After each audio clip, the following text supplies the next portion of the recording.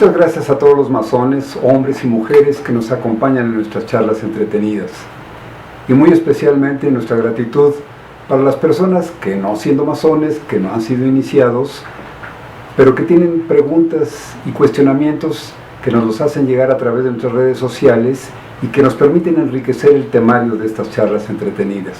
Muchas gracias a todos. En ocasión anterior, charlamos acerca del papel que desempeñan las logias masónicas como laboratorio de filosofía, como verdaderos semilleros de ideas nuevas. Y charlábamos también acerca de las discusiones cotidianas que los masones tienen en cuanto a las teorías, las ideas, los pensamientos filosóficos. Esas ideas, esas luchas de pensamiento cotidianas generalmente terminan entre risas y abrazos fraternales y culminan en deliciosos banquetes llenos de alegría y de amistad. Pero hay ocasiones en que divisiones, enfrentamientos entre ideas liberales y conservadoras, o cuando se involucran conceptos como patria, nacionalidad, libertad o soberanía, llegan a producirse divisiones irreconciliables y estos llegan a generar la verdadera creación de nuevos ritos. Casos como este han sucedido, por ejemplo, con la creación del rito francés o del rito de York, y aquí en nuestro país con el surgimiento, indudablemente, del rito nacional mexicano. Pero hay otras ocasiones, productos humanos al fin, muchos ritos, muchas divisiones que ni siquiera llegan al concepto auténtico de rito, se han producido por razones absolutamente materiales. En ocasiones hasta cuestiones verdaderamente pueriles de vanidades y de ambiciones personales. No quisiéramos herir susceptibilidades, desde luego, no queremos que nadie se sienta aludido, pero aquí se nos ocurre aplicar una frase muy famosa que ustedes conocerán: aquel que se sienta libre de culpa, que arroje la primera piedra. En esta ocasión vamos a referirnos a algunas consejas populares que nos han hecho llegar algunos de los comentarios, de las sugerencias, de las preguntas a través de nuestras redes sociales y a través de YouTube. La misma antigüedad de la institución, que se remonta a muchos siglos y quizá milenios, y la permanente discreción de los masones en todo lo relacionado con sus secretos y sus misterios, produce que haya estas faltas de información. La poca información que se llega a filtrar se va desdibujando, se va modificando y genera errores, genera muchas falsedades y muchas de estas consejas populares. Una de ellas, que con mucha frecuencia se nos hace llegar en nuestras pláticas, es si la masonería ha envejecido y está a punto de extinguirse. La respuesta tajante es no. La masonería ni ha envejecido ni está a punto de extinguirse. La masonería continuará siendo vigente mientras el ser humano exista y piense. ¿Por qué decimos que los pensamientos generados especulativamente en las reflexiones, en las elucubraciones de los masones en sus logias iniciales, han generado los grandes desarrollos en la geometría, en la matemática y en las ciencias? Pues porque los grandes problemas a los que se enfrentaron les hicieron razonar, investigar y descubrir las causas y las posibles soluciones. El motor del pensamiento, las grandes dudas que desde antaño se ha hecho el ser humano, las cuestiones fundamentales, qué, por qué, para qué, cómo, cuándo, dónde, han sido el motor del pensamiento en todo lo material.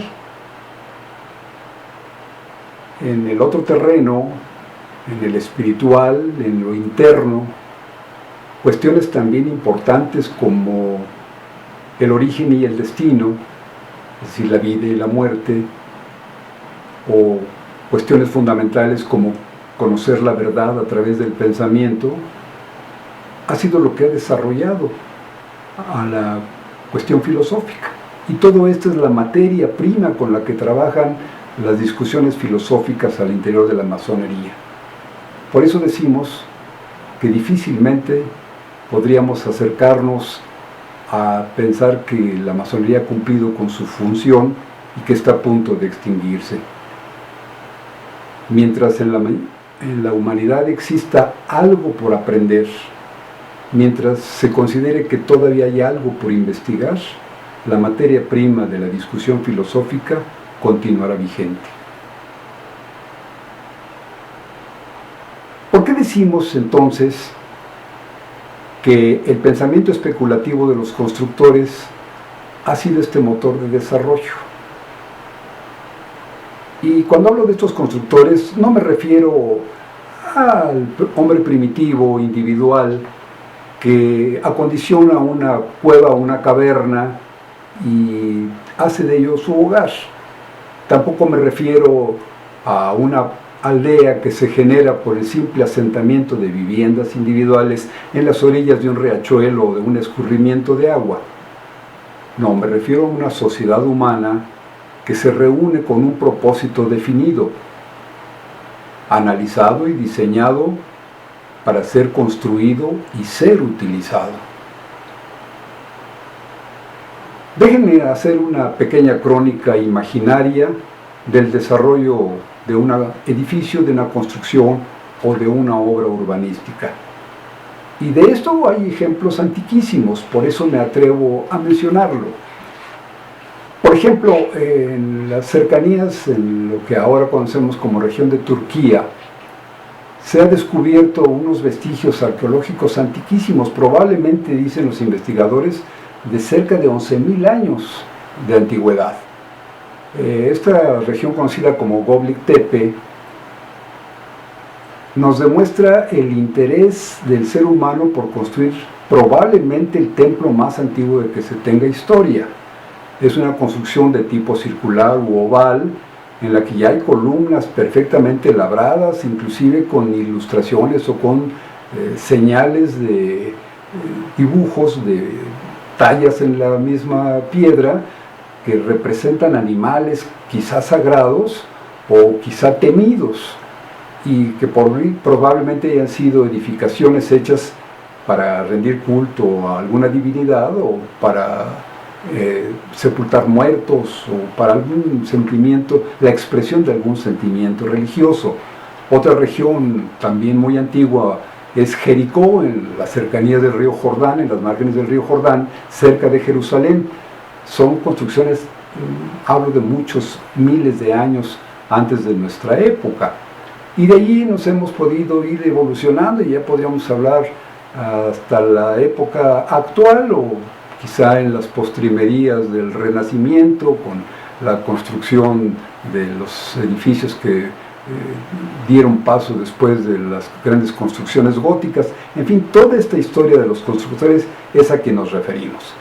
Imaginemos pues, en esta hipótesis, un pueblo antiguo con miedo ante un fenómeno natural o ante la acechanza de algún enemigo, en fin, miedo.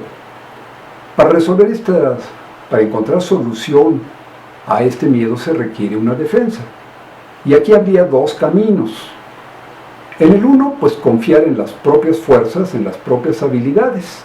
Esto nos llevaría a la necesidad de construir un muro o una valladar o una fortificación que finalmente desembocaría en una construcción militar y en un palacio.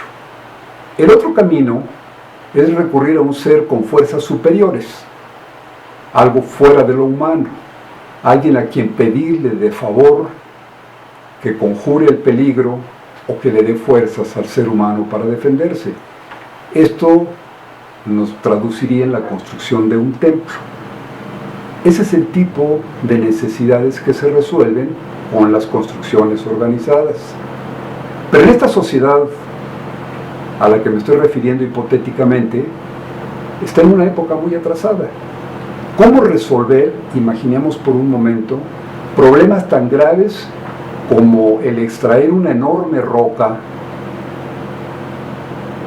transportarla y subirla hasta los lugares donde se requiere? Esto antes de la invención de los explosivos o de las grúas. Otro problema por resolver muy importante sería la organización de una multitud de obreros. Imaginemos cientos o miles de obreros trabajando para un fin específico, colectivo, durante 20 o 30 años, o más quizá, 2 generaciones. En la actualidad esto, pues, la tecnología moderna, la ciencia moderna, nos hablaría de simple logística de abasto o administración de personal. Pero en aquellas épocas requirió un análisis muy profundo de las necesidades y la invención de métodos y sistemas.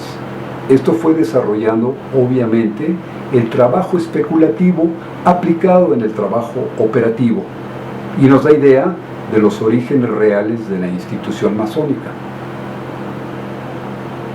Y esto continúa hasta el momento. Por eso decimos que en circunstancias, en preguntas como estas, podemos afirmar tajantemente: mientras en la humanidad exista algo por aprender, mientras haya alguna duda por resolver, la filosofía tiene materia de trabajo. Y mientras eso exista, la masonería ni habrá envejecido ni estará en vías de extinción. La masonería será absolutamente vigente para resolver ese tipo de problemáticas. Otra de las preguntas que con frecuencia se nos hacen es: ¿quiénes son los masones? ¿Quiénes son auténticamente los masones? ¿En qué reside su poder? Y si ese poder es real.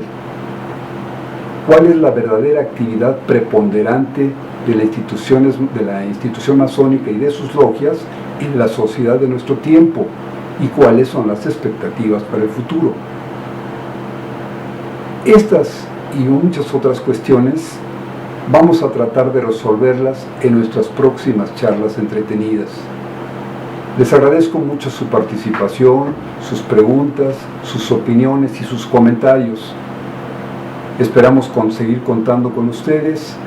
Entre tanto, y esperándoles para la próxima de nuestras charlas entretenidas, les dejo mi abrazo con todo el cariño fraternal que ustedes merecen.